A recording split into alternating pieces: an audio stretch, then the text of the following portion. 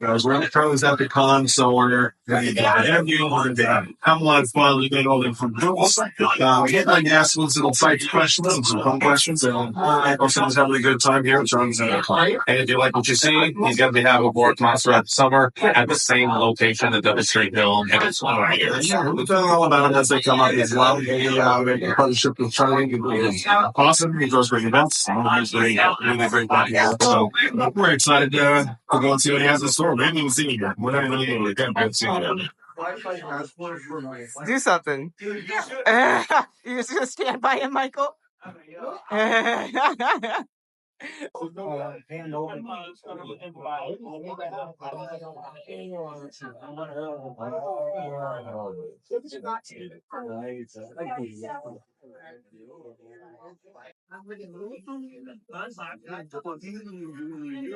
What is that?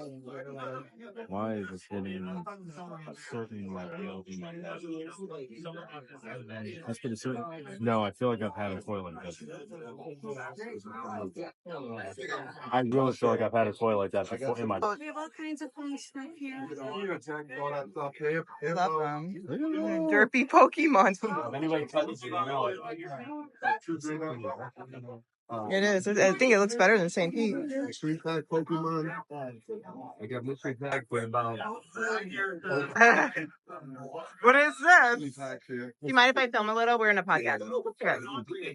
He loves D&D. I do. This is Christmas. Come by the store on Sunday. I know. Well, we live in Sarasota. Well, I guess that's not that far. Yeah. But we'll be at most of the cons, so next time. I love the Tiamat. Oh, really? I'm gonna try to win this. What is it? Tiamat. A what? Tiamat. Tiamat.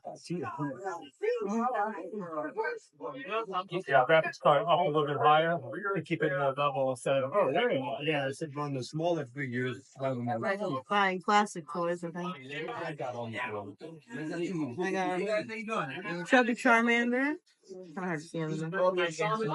Exactly. And then, This box right here. beside that, go by there. The red box. Heck yeah. Anything cool?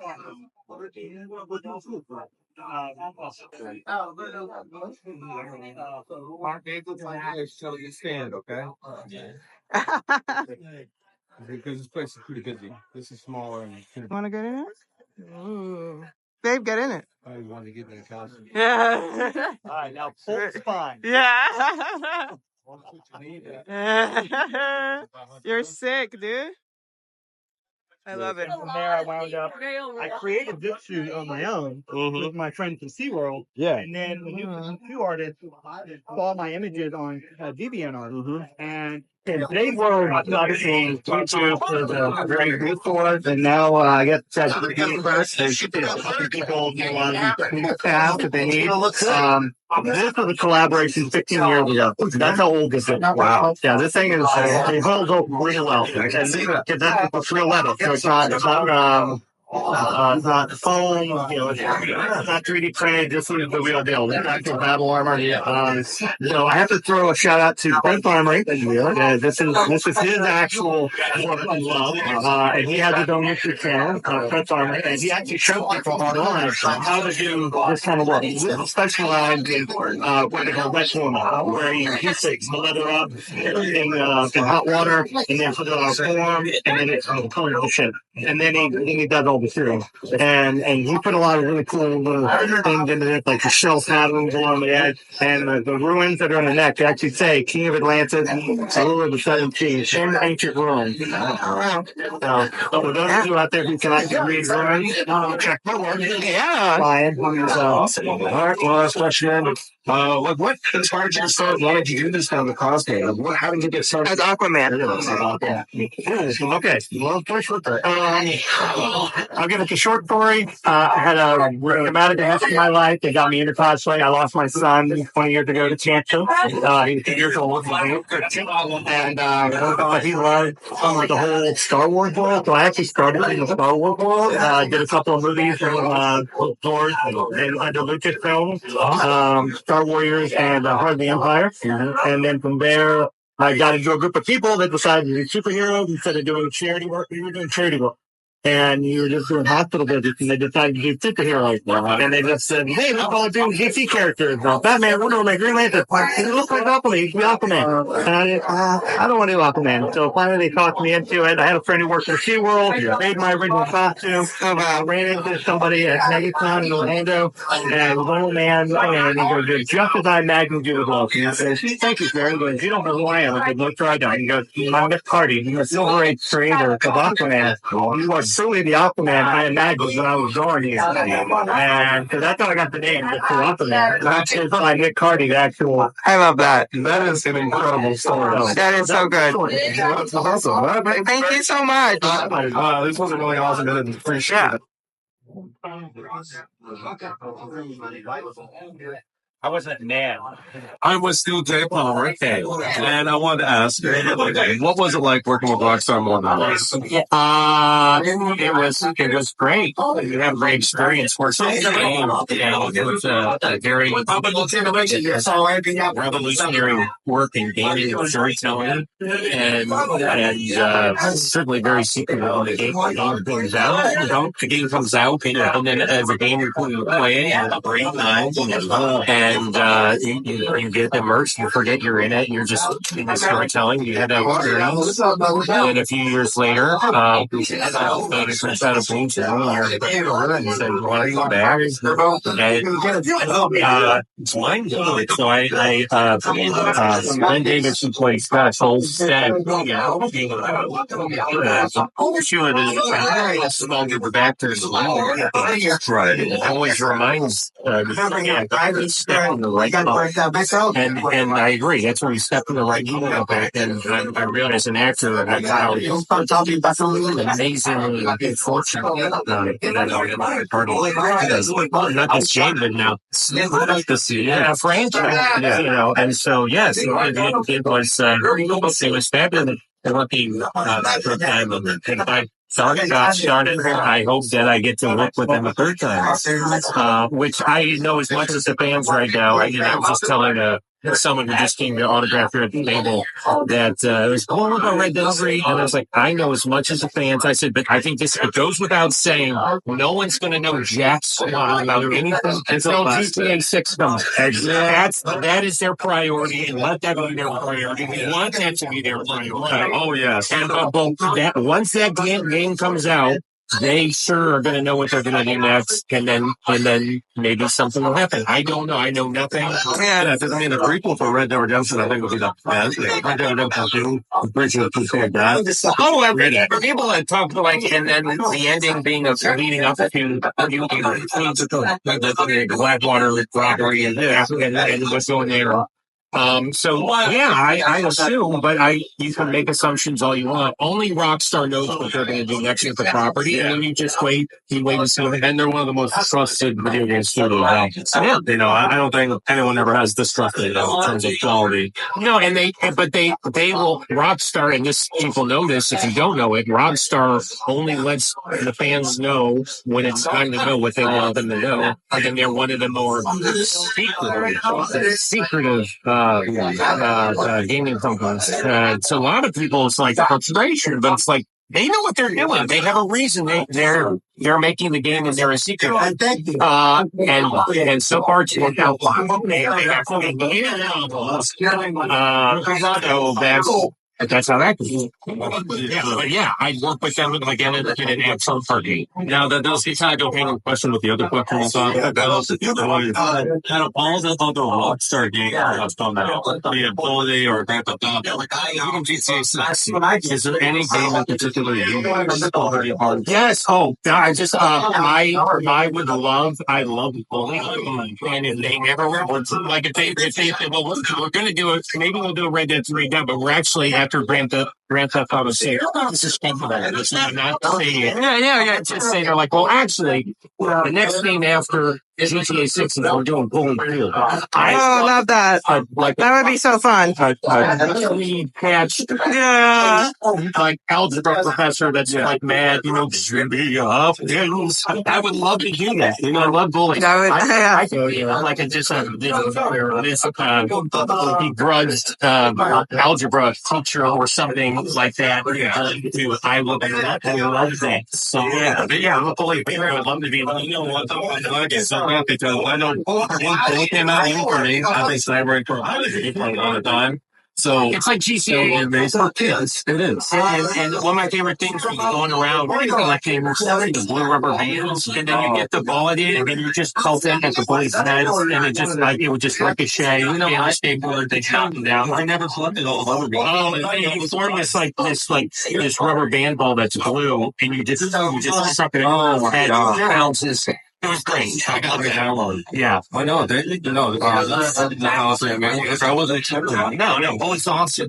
Yeah. It is one of the better games. Oh, yeah. Lovely. That is one of the things. Oh, you're out there. Yeah. And silver touches right now. If you could guess which energy is in your pack before you open it, you get to pick from our prize pool right here. Every 20. No. Again. Oh, you're laughing.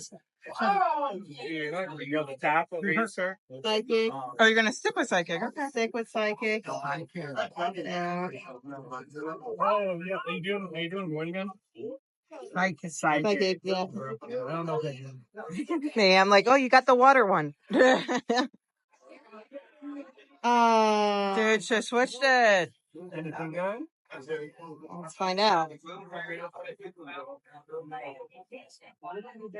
What? Huh?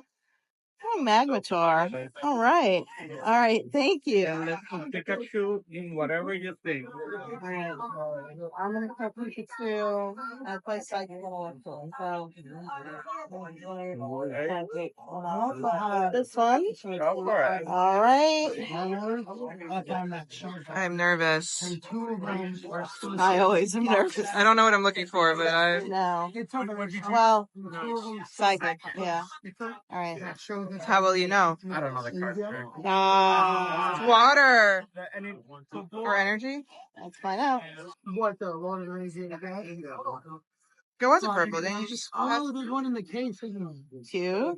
Yep. What a cute whale lord. That's super rare. You know, I at least one around Let's try this again. Good Sunday morning from everyone. How are you doing? Woo! My name is Diane here. I am your hostess with Moses, and if you saw the flash versing I'm here with Jack De Meritt, and one of the things I wanted to do, and she is the host of this Charlie Telephone. When I'm doing research about for that video, I want to ask more about the series that you had as a second Well, I didn't know anything about that. Like, what about it? I didn't get this thing on everything about it. I'm sure that you were part of the cast, and then you were part of the panel. Well, they are pretty much right now. I'd say pretty much wicked. And as you can tell, like, there's somebody else is not going to know. You know where she is going.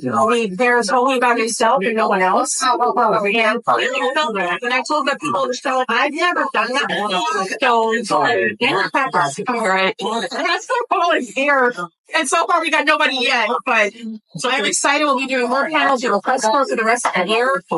And I'm loving it deeper. I'll tell you. Yeah, when can we expect this show this series to possibly come out? I know, is it a fan series or is it like kind of a production? It's a fan series. I'm more than that. But like, I know it's an original series, but like, possibly going to be to see it or like, something goes around. You have a trailer out right now. Yes. Very cool. We'll insert it. And our creator, the target, we'll tell you everything. Perfect. I did an accident. What is the best costume? That's what you I haven't been doing this for very long, so I don't have a whole lot to go off of. Yeah. I was the host of UltraCon's cosplay contest last year. Oh, very cool. And there was like an 8-foot bubble there. I was just like, Wow. One of those crazy ones. I love that. and talked and everything. And I'm like, okay, are there Decepticons here or what? Like, what are we doing? I love that. I love that. Perfect. Yeah. Do you want to tell us anything about yourself or anything for your plug? Anything in? I haven't been in the industry very long. I've only been doing this for about 2 years. My girlfriend's recommended me to start hosting shows. Yeah. And I wasn't there, so they could have said, I was in my mind. I'm the Comic-Con Messiah. I don't know. I love being here with the family. Yeah. You get to the people that love the same stuff that you do. Yeah. And that's how my boyfriend Aquaman over here. Very cool story he had too. Yeah. Yeah. You know that. No, definitely not. That was awesome. That was awesome. Well, thank you. Some of the film's most iconic scenes. What was it like being inside with the legendary character? Were you allowed to? Yeah, that's what that was in my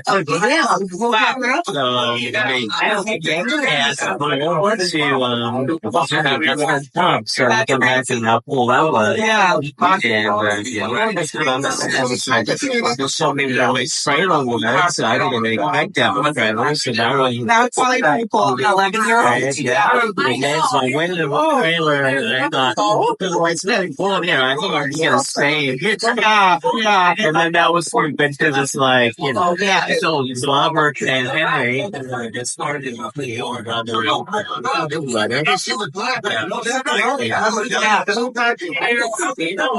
they came to my trailer and so they like Yeah.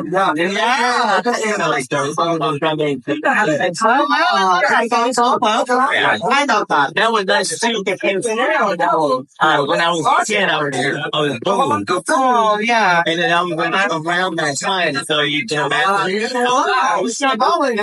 Yeah, I mean, I gained a bit of confidence. Yeah. And then I went back to school, even before the little came out. That probably stopped. Oh, yeah.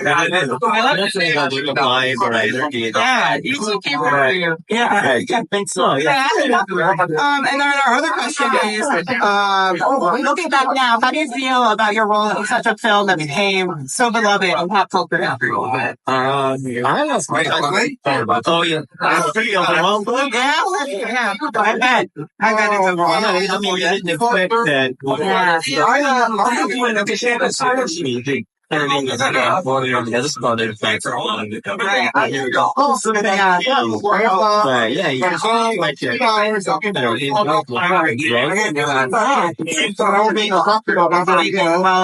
super excited. I really brought over your time. No, thank you. I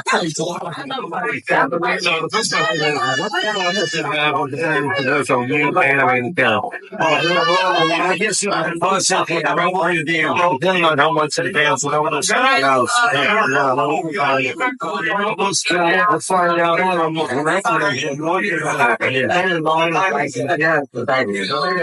there's your own research on that character. Yeah, I mean, it's one of the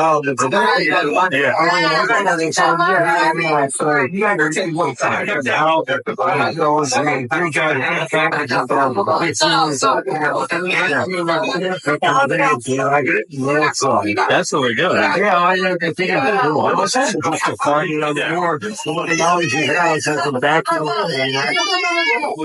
Yeah, it's the best way to make the character come alive. Yeah, there are changes going on.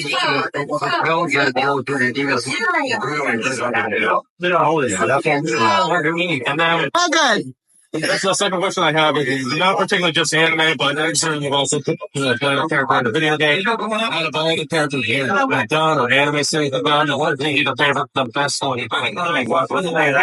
So that's just such a multi-layered question. Yeah, it's hard to say first one. Yeah. From the standpoint of having so much, just something, so I said well rounded, but he's not. But just like the very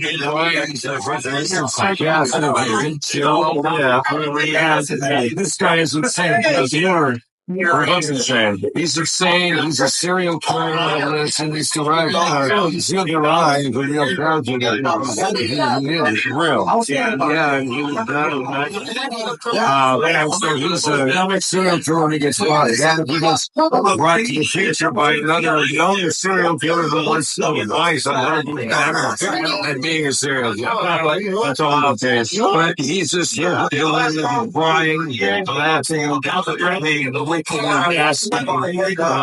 then he's in love with Joan of Arc, and he's president. I've been trying to get her in that series for a while. It's only asking how many hours with the art, but the animation and direction, Tony Oliver directed. Tony's a good friend of mine. Tony is touching it directed. So there's just so much about it. It's just so good, the quality. So that character, because it's such a range of stuff, you have to bring it. I don't like that. Yeah, I said that's my boy. It's so I just love that.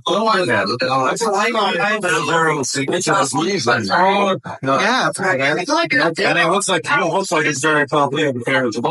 Yeah, must be. I'm saying down when you wanted to kill somebody. Yeah, and it stops you. I said, no. I think that it's a kid that's in a room and he thinks he's going to see him. Yeah, and so he's back so he thinks he's on downstairs. And then he's that is unfortunate. Thank you so much. I gotta say, you're a very underrated Spider-Man actor. Thank you. Yeah, I love Spidey and Bill Happy. All-time favorite. Did you all go see the two times in Ultimate Light and the little circle they had back on the Did you say so? Yeah.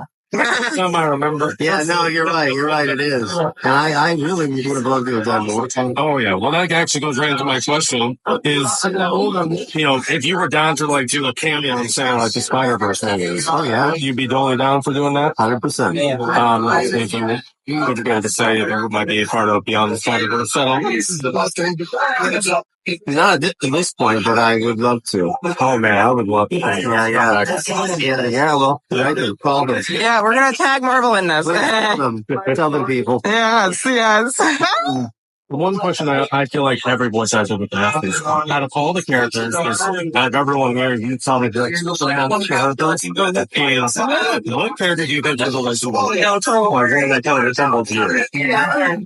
tough. But then they all do, they go with someone wanted to be in them.